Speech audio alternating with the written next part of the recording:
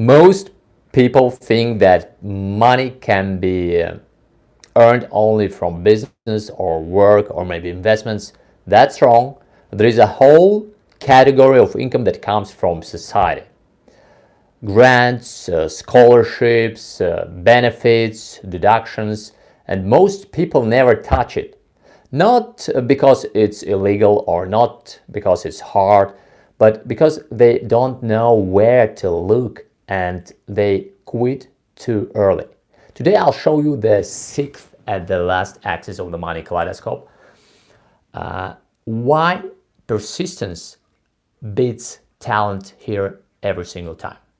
I'm Ravi Gabis and welcome back to the Gabis Show, where we unlock the secrets of real wealth in the United States every single day.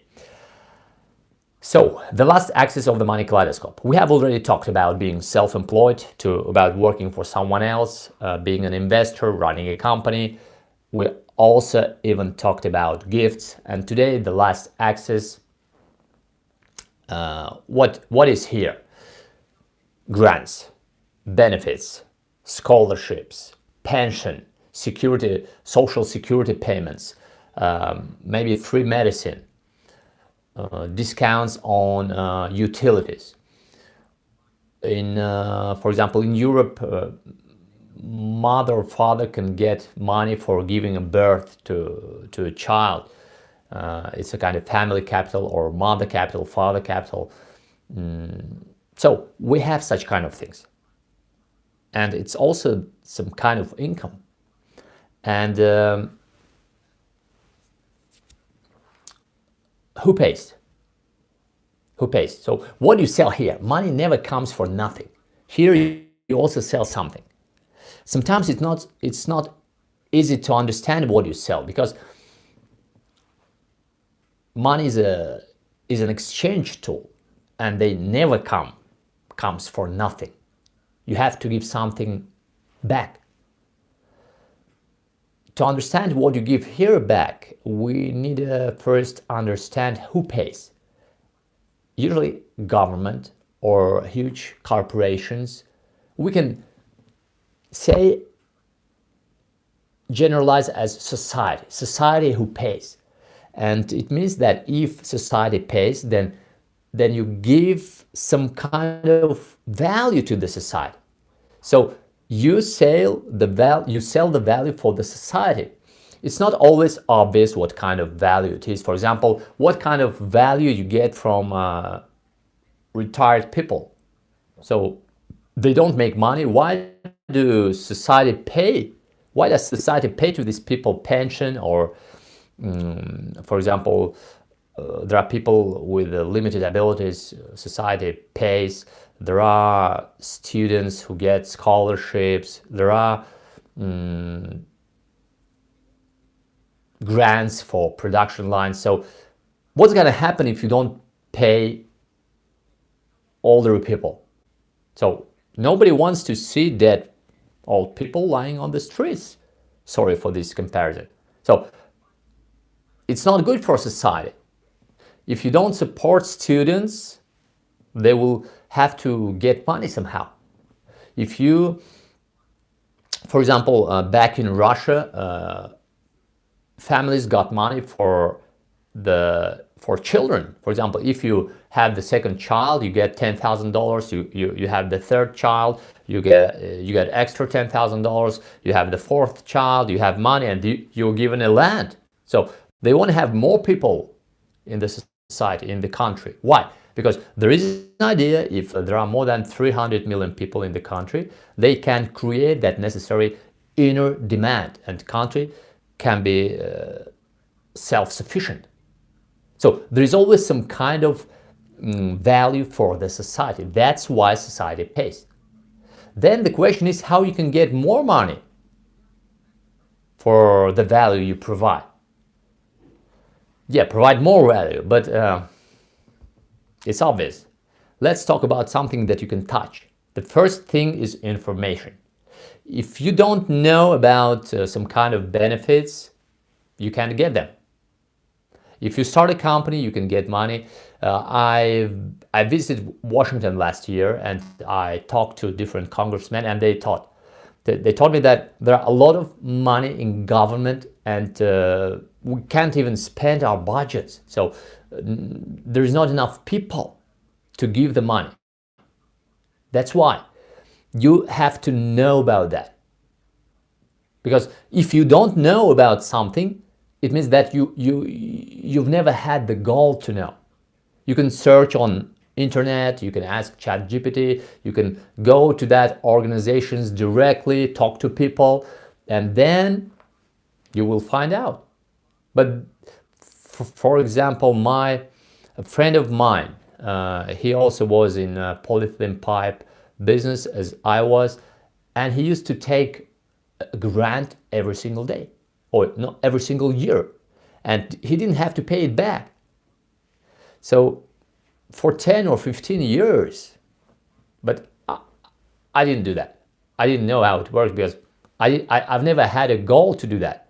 And when I found this out, I asked him a lot of questions. How did he do that? I didn't already live in Russia then, but that exists. He got a land for free. He got free loans to build a building and the production lines there. So there are a lot of benefits around us, and you need to use it. But information alone is not enough. You need people. You need special people, contacts. Usually these people, they are closer to the place where money is.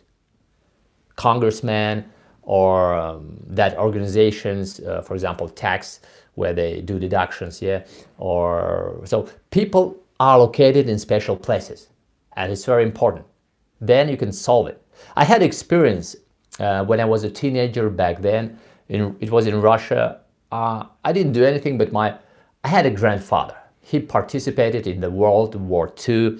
He was 17 when he left to the war. He lied about his real age. He fought for 3 years. He was wounded 7 times. He was searched for 13 times. There wasn't a little tiny piece on his body where there were no traces of the war.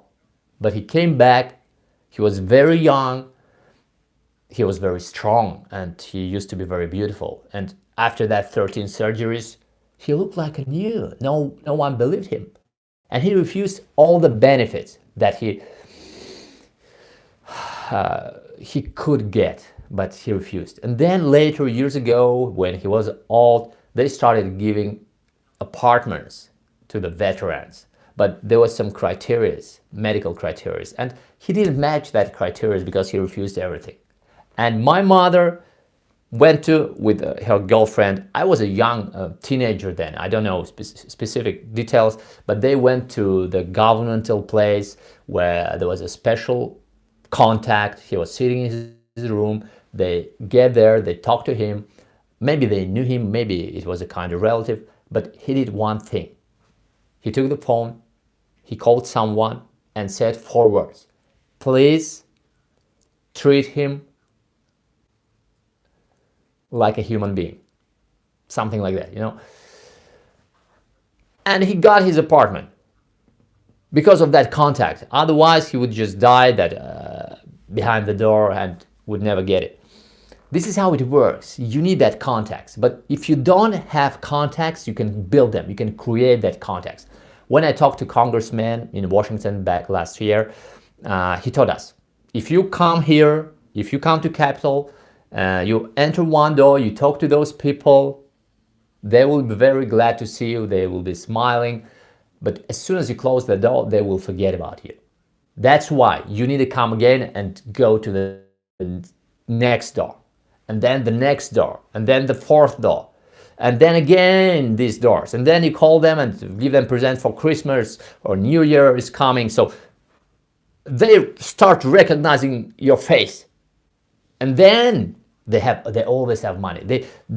They are supposed to give this money to different companies, organizations. So if we're talking about business, so at one moment comes end of the year, they have funds, They're thinking, what are we going to do with this money? If we don't give this money away, next year our funding will be less. So, and they think, oh, we know that guy, let's call him. And that will be your moment. Otherwise, so consistency. You do it again, and you create that special people. And when I got an interview from my friend that we studied together who used to take grants every single year. And he told me, I didn't have anyone when I was a student, but I built that network. And the only thing, the third level is do. You have to do something and don't stop. Today it becomes easier and easier every single day because you don't have to go there personally, for example, to get some kind of benefits. You can just fill the forms. Fill the forms for grant, fill the form for utility bills discount. So everything can be done online. And the amount of money that you have on this axis of the Money Kaleidoscope depends on the value, on the importance that you give to this society and whether you know how to monetize this importance. Okay, actually we went through all axes of Money Kaleidoscope. And why was it important? Because initially, brain combines everything in one big ball. And you can manage your sources of income. But when you separate everything, now you have 6 sources of income, universal sources of income, because you can actually take anything and it will match that. For example, if we're talking about multi-level marketing, where is multi-level marketing? Okay, in the beginning, when you work alone, you're self-employed. You sell your skills and knowledge and your abilities. When you build a team, you become a businessman. Theft, where is he? When he works alone, he's self-employed. He has certain skills that lets him make money. But when there is a group of people, mafia, for example, it's a business. So you can take any kind of business and it will match some axes on this Money Kaleidoscope. And when you have that separated things, you can manage these sources of income. Now you have at least 2 or 3 levers of how to increase your earnings on each axis of the Money Kaleidoscope. I think that's enough for today. And that's enough about Money Kaleidoscope. We'll start talking about something new tomorrow. See you.